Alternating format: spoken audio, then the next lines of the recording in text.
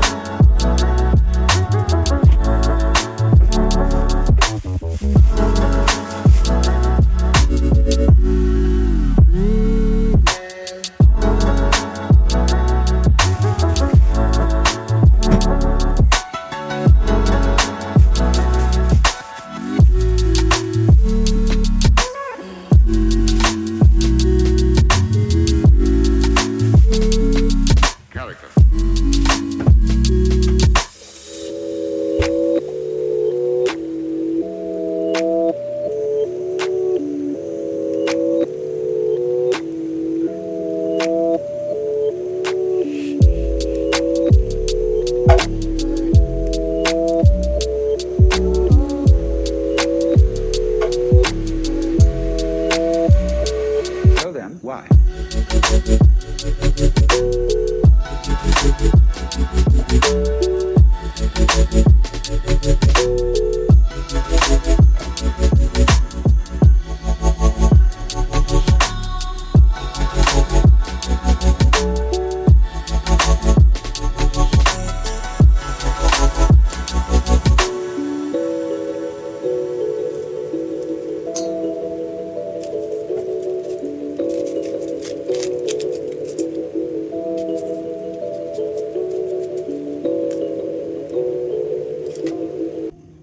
ನೋಡಿ, ಈಗ ಸ್ವಲ್ಪ ಬೆಳಕಾಗ್ತಾ ಇದೆ. ಇಷ್ಟರಲ್ಲಿ ಟಿಫನ್ ಆಗಿಬಿಟ್ಟಿದ್ರೆ ಚೆನ್ನಾಗಿರುತ್ತೆ. ಇಷ್ಟರಲ್ಲಿ ಇಷ್ಟೊತ್ತಾಗಿ ಟಿಫನ್ ಆಗಿಲ್ಲ ಅಂದರೆ ಲೇಟ್ ಆಗುತ್ತೆ ಅಂತ ಹಾಗೆ ನಾನು ಅಡುಗೆ ಮನೆಯಿಂದ ಕಿಟಕಿಯಲ್ಲಿ ಸ್ವಲ್ಪ ತೆಗೆದಿದ್ದು. ಈಗ ಚಟ್ನಿ ಪಲ್ಯಗೆಲ್ಲ ರೆಡಿ ಮಾಡ್ಕೊತಾ ಇದ್ದೀನಿ. ಆಲೂಗಡ್ಡೆ ಬೇಯೋದಕ್ಕೆ ಇಟ್ಟಿದ್ದೀನಿ, ಹಾಗೆ ಪಲ್ಯಕ್ಕೆ ಎಲ್ಲ ಕಟ್ ಮಾಡ್ಕೊತಾ ಇದ್ದೀನಿ, ಈರುಳ್ಳಿ ಎಲ್ಲ. ಫ್ರೆಂಡ್ಸ್, ನಂದು ಯಾವಾಗಲೂ ಮಾರ್ನಿಂಗ್ ರೊಟೀನ್ ಒಂದೇ ಥರನೇ ಇರುತ್ತೆ, ಚೇಂಜ್ ಆಗಲ್ಲ. ಯಾವಾಗಲೂ ಇದೇ ಥರನೇ ಇರುತ್ತೆ. ಟಿಫನ್ ಮಾಡು, ಬಾಗಿಲು ತೊಳಿ, ರಂಗೋಲಿ ಹಾಕು, ಪೂಜೆ ಮಾಡು, ಮನೆ ಒರೆಸು, ಪಾತ್ರೆ ತೊಳಿ, ಟಿಫನ್ ಇದೇನೇ. ಮಾರ್ನಿಂಗ್ ಇದೇ ರೊಟೀನೇ ನಂದು, ಒಂದಿನಕ್ಕೂ ಚೇಂಜ್ ಆಗಲ್ಲ. ಇನ್ನು ಬೆಳಗ್ಗೆ ಎದ್ದಿದ ತಕ್ಷಣ ಫಸ್ಟು ನಾನು ಬಾಗಿಲೆಲ್ಲ ಗುಡಿಸ್ಬಿಟ್ಟು ತೊಳೆದ್ಬಿಟ್ಟು ರಂಗೋಲಿ ಹಾಕಿ ಆಮೇಲೆ ಮನೆಗೆ ಬಂದು ಮನೇಲೆಲ್ಲ ಕಸ ಗುಡಿಸಿ ಆಮೇಲೆ ಹೋಗಿ ಫ್ರೆಶ್ ಅಪ್ ಆಗಿ ಟಿಫನ್ ಮಾಡೋದಕ್ಕೆ ಬರ್ತೀನಿ. ಒಂದೊಂದು ದಿನ ಟಿಫನ್ ಮಾಡಿಬಿಟ್ಟು ಕಾಫಿ ಕುಡಿತೀನಿ, ಕಾಫಿ ಅಥವಾ ಟೀ, ಇಲ್ಲ ಅಂದರೆ ಒಂದೊಂದು ದಿನ ಟೀ ಕುಡಿದ್ಬಿಟ್ಟು ಟಿಫನ್ ಮಾಡೋದಕ್ಕೆ ರೆಡಿ ಮಾಡ್ಕೊತೀನಿ. ಎಲ್ಲ ಹಚ್ಕೊಳ್ಳೋಷ್ಟರಲ್ಲಿ ಆಲೂಗಡ್ಡೆನೂ ಬೆಂದಿತ್ತು. ಇನ್ನು ಆಲೂಗಡ್ಡೆಯಲ್ಲಿ ನೀರನ್ನೆಲ್ಲ ಒರೆಸ್ಬಿಟ್ಟು ಆಲೂಗಡ್ಡೆನ ಸ್ವಲ್ಪ ಹಾಕ್ಬಿಟ್ಟು ಆಮೇಲೆ ಆ ಸಿಪ್ಪೆ ಎಲ್ಲ ತೆಗೆದು ಒಗ್ಗರಣೆನ ಮಾಡಬೇಕು. ಫ್ರೆಂಡ್ಸ್, ಆಲೂಗಡ್ಡೆ ನೀರನ್ನು ಅಷ್ಟೇ, ಅಂದರೆ ಆಲೂಗಡ್ಡೆ ಬೇಯಿಸಿದ ನೀರನ್ನು ಅಷ್ಟೇ ವೇಸ್ಟ್ ಮಾಡಬಾರ್ದು. ಸಪ್ರೇಟಾಗಿ ಒಂದು ಬಟ್ಲಲ್ಲಿ ಬಗ್ಸ್ಕೊಂಡು ಅದು ಆರಿದ್ದಾದಮೇಲೆ ಮನೇಲಿ ಏನಾದರೂ ಪ್ಲಾಂಟ್ಸ್ ಹಾಕಿರ್ತೀವಲ್ವ, ಪಾಟಲ್ಲಾಗ್ಬೋದು, ನೆಲದಲ್ಲಾಗ್ಬೋದು, ಏನಾದರೂ ಹೂವಿನ ಗಿಡ, ತರಕಾರಿ ಗಿಡ, ಏನೇ ದೊಡ್ಡ ದೊಡ್ಡದು ಮರಗಳಾಗಲಿ ಆ ನೀರನ್ನು ತೊಗೊಂಡೋಗಿ, ಅಂದರೆ ಬಿಸಿ ನೀರೆಲ್ಲ ಆರಿದ್ದಾದ್ಮೇಲೆ ನೀರನ್ನು ತೊಗೊಂಡೋಗಿ ಗಿಡಕ್ಕೆ ಹಾಕಿದ್ರೆ ಗಿಡ ತುಂಬ ಚೆನ್ನಾಗಿ ಗ್ರೋತ್ ಆಗುತ್ತೆ. ಆಲೂಗಡ್ಡೆ 3 ವಿಸಿಲ್ ಹಾಕ್ಸ್ಕೊಂಡಿದ್ದೀನಿ. ಅಲ್ಲಿಗೂ ಇನ್ನೂ ಸ್ವಲ್ಪ ಬೇಯಬೇಕು. ಅದಕ್ಕೆ ಇನ್ನು ಸ್ವಲ್ಪ ಇನ್ನೊಂದೆರಡು ವಿಸಿಲ್ ಹಾಕ್ಸ್ಕೊಳ್ಳೋಣ ಅಂತ ಮತ್ತೆ ಬೇಯೋದಕ್ಕೆ ಇಡ್ತಾಯಿದ್ದೀನಿ. ಸ್ವಲ್ಪ ಹಾಕಿದ್ದೆ ಅಲ್ವಾ, ಅದಕ್ಕೆ ಬೇಗ ಬೆಂದಿಲ್ಲ. ಸ್ವಲ್ಪ ಹಾಕಿದ್ರೆ ಬೇಗ ವಿಸಿಲ್ ಹಾಕುತ್ತೆ, ಅದಕ್ಕೆ ಬೆಂದಿಲ್ಲ ಅನಿಸುತ್ತೆ. ಇನ್ನು ಬೇಗ ಇಟ್ಬಿಟ್ಟು ಮತ್ತು ಚಟ್ನಿಗೆಲ್ಲ ರೆಡಿ ಮಾಡ್ಕೊತಾ ಇದ್ದೀನಿ. ಸ್ವಲ್ಪ ಕೊಬ್ಬರಿ ಕಡಲೆಪಪ್ಪು ಹಾಕಿ ಇವತ್ತು ಚಟ್ನಿನ ಮಾಡ್ತಾಯಿದ್ದೀನಿ. ನನಗಂತೂ ದೋಸೆ ಮಾಡಿದ್ರೆ ಕಂಪಲ್ಸರಿ ಆಲೂಗಡ್ಡೆ ಪಲ್ಯ ಮತ್ತು ಈ ಥರ ಚಟ್ನಿ ಇರಲೇಬೇಕು. ಮತ್ತು ಸಾಂಬಾರೆಲ್ಲ ನನಗಿಷ್ಟ ಆಗಲ್ಲ. ಇದೇ ಥರನೇ ಚಟ್ನಿ ಪಲ್ಯ ಇರಬೇಕು.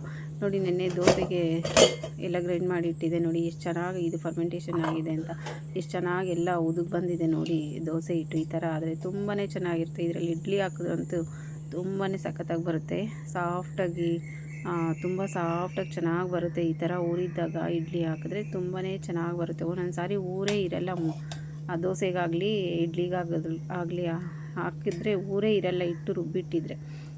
ದೋಸೆನ ಇಡ್ಲಿನ ಹಾಕಿದ್ರೆ ಗಟ್ಟಿ ಗಟ್ಟಿ ಇರುತ್ತೆ. ಇವತ್ತು ನೋಡಿ ಎಷ್ಟು ಚೆನ್ನಾಗಿದೆ ಅಂತ.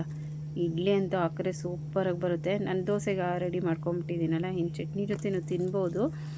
ಆದರೂ ದೋಸೆನೇ ತಿನ್ನಬೇಕು, ದೋಸೆಗೂ ಚೆನ್ನಾಗಿರುತ್ತೆ ಅಂತ ದೋಸೆನೇ ಹಾಕ್ತೀನಿ ಇವತ್ತು. ನೋಡಿ ಈ ಥರ ಬರಬೇಕು ದೋಸೆ ಹಿಟ್ಟು. ಫ್ರೆಂಡ್ಸ್, ನಾನು ಲಾಸ್ಟ್ ವಿಡಿಯೋಲಿ ಹೇಳಿದ್ದೆ ಅಲ್ವಾ, ಅಕ್ಕಿ ಎಷ್ಟು ಹಾಕಬೇಕು, ಉದ್ದಿನಬೇಳೆ ಎಷ್ಟು ಹಾಕಬೇಕು ಅಂತೆಲ್ಲ. ನೋಡಿ ಆ ಥರ ಹಾಕಿ ಮಾಡಿದ್ರೆ ಈ ಥರ ಬರುತ್ತೆ, ಚೆನ್ನಾಗಿ ಬರುತ್ತೆ. ಈಗ ಸಪ್ರೇಟಾಗಿ ಈಗ ಎಷ್ಟು ಬೇಕು, ಈ ಟೈಮ್ಗೆ ಎಷ್ಟು ಬೇಕೋ ಅಷ್ಟನ್ನು ದೋಸೆ ಬ್ಯಾಟರನ್ನು ಒಂದು ಬಟ್ಲಿಗೆ ಹಾಕ್ಬಿಟ್ಟು ಸ್ವಲ್ಪ ಉಪ್ಪು ಸ್ವಲ್ಪ ಸಕ್ಕರೆ ಹಾಕಿ ಮಿಕ್ಸ್ ಮಾಡಿಬಿಟ್ಟು ದೋಸೆ ಹಾಕ್ತೀನಿ. ಸ್ವಲ್ಪ ಸಕ್ಕರೆ ಹಾಕಿ ಮಿಕ್ಸ್ ಮಾಡೋದ್ರಿಂದ ಕಲರ್ ಒಂಥರ ರೆಸ್ಟೋರೆಂಟಲ್ಲಿ ಇರುತ್ತಲ್ವ ದೋಸೆ, ಕ್ರಿಸ್ಪಿಯಾಗಿ ಕಲ್ಲರು ಲೈಟಾಗಿ ಯೆಲ್ಲೋಶ್ ಆಗಿ ಆ ಥರ ಬ್ರೌನಾಗಿ ಒಂಥರ ಚೆನ್ನಾಗಿ ಬರುತ್ತೆ. ಸಕ್ಕರೆ ಹಾಕೋದ್ರಿಂದನೇ ಆ ಥರ ಕಲರ್ ಬರೋದು. ನಾನು ಸಕ್ಕರೆ ಹಾಕೋದು ಅದು ವಿಡಿಯೋ ಅದು ಕ್ಲಿಪ್ಪಿಂಗ್ ಮಿಸ್ ಆಗಿಬಿಟ್ಟಿದೆ, ಅದಕ್ಕೆ ಹಾಕದೆ ಅಂತ ಸ್ಪೂನಲ್ಲಿ ತೋರಿಸ್ತಾ ಇದ್ದೀನಿ. ಸ್ವಲ್ಪ ಹಾಕಿದ್ರೆ ಸಾಕು, ಒಂದು ಅರ್ಧ ಸ್ಪೂನಷ್ಟು ಹಾಕಿದ್ರೆ ಸಾಕಾಗುತ್ತೆ. ಸಕ್ಕರೆ ಜಾಸ್ತಿನೂ ಬೇಡ, ಜಾಸ್ತಿ ಹಾಕ್ಬಿಟ್ರೆ ಒಂಥರ ತುಂಬ ಕಲರ್ ಅದು ಸೀದೋಗಿರೋ ಕಲರ್ ಬಂದ್ಬಿಡ್ತೈತೆ. ಬೇಕಾದ್ರೆ ನೀವು ಟೇಸ್ಟ್ ಮಾಡಿ ನೋಡಿ, ಸ್ವಲ್ಪ ಹಾಕಿದ್ರೆ ಸಾಕು. ನೋಡಿ ಇಷ್ಟು ಹಿಟ್ಟಿಗೆ ಒಂದು ಅರ್ಧ ಸ್ಪೂನ್ ಸಕ್ಕರೆ ಹಾಕಿದ್ರೇ ಸಾಕು. ಈ ಎಲ್ಲ ಮಿಕ್ಸ್ ಮಾಡಿ ಒಂದೆರಡು ನಿಮಿಷ ಇಟ್ಬಿಡ್ತೀನಿ. ಈ ಸಕ್ಕರೆ ಎಲ್ಲ ಅದರಲ್ಲಿ ಚೆನ್ನಾಗೆಲ್ಲ ಮೆಲ್ಟಾಗಿ ಚೆನ್ನಾಗಿ ಮಿಕ್ಸ್ ಆಗೋವರೆಗೂ ಈ ಥರ ಎಲ್ಲ ಮಿಕ್ಸ್ ಮಾಡಿಬಿಟ್ಟು ಒಂದೆರಡು ನಿಮಿಷ ಇಟ್ಬಿಟ್ಟು ಆಮೇಲೆ ದೋಸೆ ಹಾಕಿ ಚೆನ್ನಾಗಿ ಬರುತ್ತೆ. ಇನ್ನು ಇದನ್ನೆಲ್ಲ ಮಿಕ್ಸ್ ಮಾಡಿ ಇಟ್ಬಿಟ್ಟು ಈಗ ಇನ್ನು ಆಲೂಗಡ್ಡೆ ಬೆಂದಿದೆ, ಇದನ್ನೆಲ್ಲ ಬಗ್ಸ್ಬಿಟ್ಟು ಒಗ್ಗರಣೆನ ಮಾಡ್ಕೊತೀನಿ. ನೋಡಿ, ನಾನು ಆಲೂಗಡ್ಡೆ ಬೇಯಿಸಿದ ನೀರನ್ನೆಲ್ಲ ಈ ಬಟ್ಲಲ್ಲಿ ಬಗ್ಸಿ ಇಟ್ಕೊತಾ ಇದ್ದೀನಿ, ಏನಾದರೂ ಗಿಡಕ್ಕೆ ಹಾಕೋಣ ಅಂತ. ನನ್ನಂತೂ ತುಂಬಾ ಗಿಡಗಳಿದೆ. ನಾನು ಪಾಟಲ್ಲಿ ಏನೂ ಹಾಕಿಲ್ಲ. ನಾನು ಪಾಟಲ್ಲಿ ಹಾಕಿದ್ರೆ ಅದು ಮೇಂಟೈನ್ ಮಾಡೋದು ಕಷ್ಟ, ಅದೆಲ್ಲ ಕ್ಲೀನ್ ಮಾಡೋದು.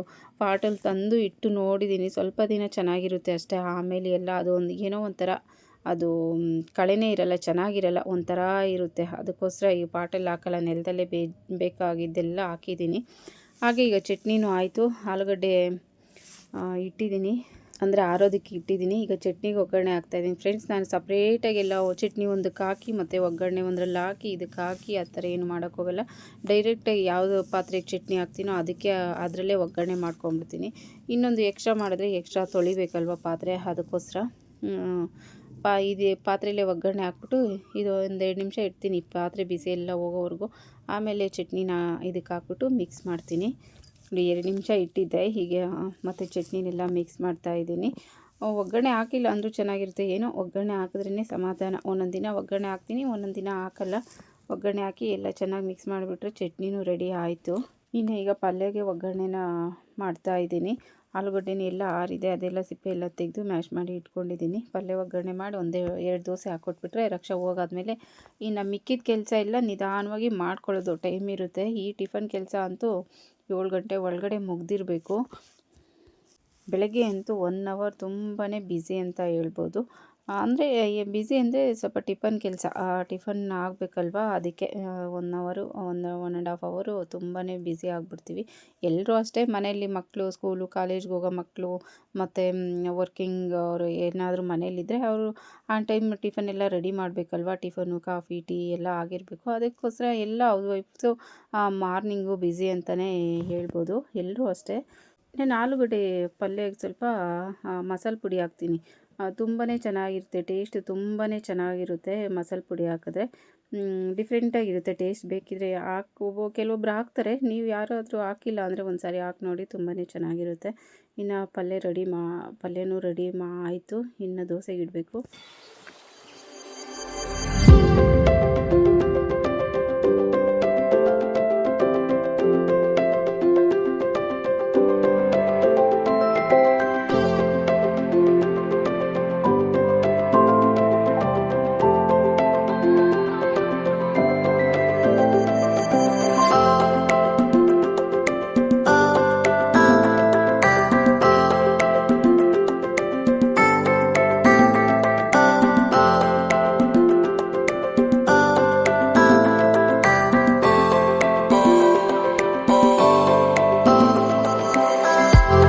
ಫ್ರೆಂಡ್ಸ್, ಪಲ್ಯ ಆಯಿತು. ಹಾಗೆ ಟೀ ಇಟ್ಟಿದ್ದೀನಿ. ದೋಸೆ ಹಾಕೋಷ್ಟರಲ್ಲಿ ಟೀನೂ ಆಗುತ್ತೆ.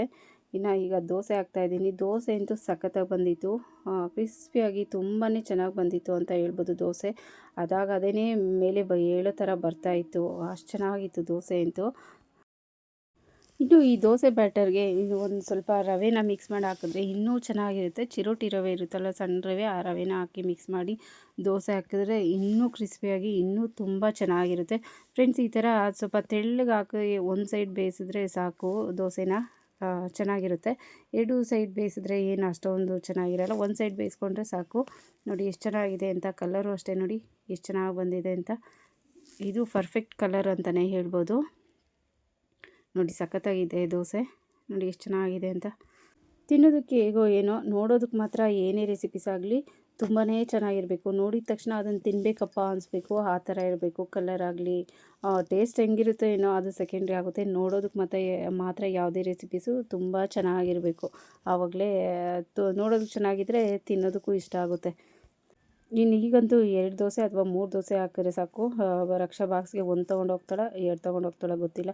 ಅವಳಿಗಂತೂ ನಾನು ಎಷ್ಟು ತೆಳ್ಳಗೆ ದೋಸೆ ಮಾಡಿದ್ರೂ ದಪ್ಪನೇ ಇದೆ ಅಂತಾಳೆ, ಎಷ್ಟು ತೆಳ್ಳಗೆ ಮಾಡಿದ್ರು ದಪ್ಪನೇ ಅಂತಾಳೆ. ಅದಕ್ಕೆ ನಾನು ಒಂದೊಂದು ಸಾರಿ ಅವಳಿಗೆ ಹಾಕೋ ಅಂತ ಬಿಟ್ಬಿಡ್ತೀನಿ.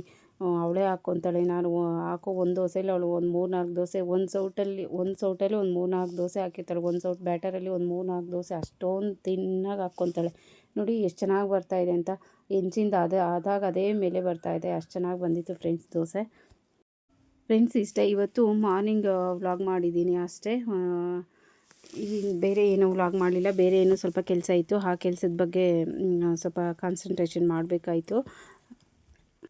ಈ ವ್ಲಾಗ್ ನಿಮಗೆಲ್ಲ ಇಷ್ಟ ಆಯಿತು ಅಂತ ಅಂದ್ಕೊತೀನಿ. ಇಷ್ಟ ಆದರೆ ಪ್ಲೀಸ್ ಒಂದು ಲೈಕ್ ಮಾಡಿ. ಹಾಗೆ ಯಾರೆಲ್ಲ ನೋಡ್ತಿದ್ರು ದಯವಿಟ್ಟು ಸಬ್ಸ್ಕ್ರೈಬ್ ಮಾಡ್ಕೊಂಡು ಸಪೋರ್ಟ್ ಮಾಡಿ.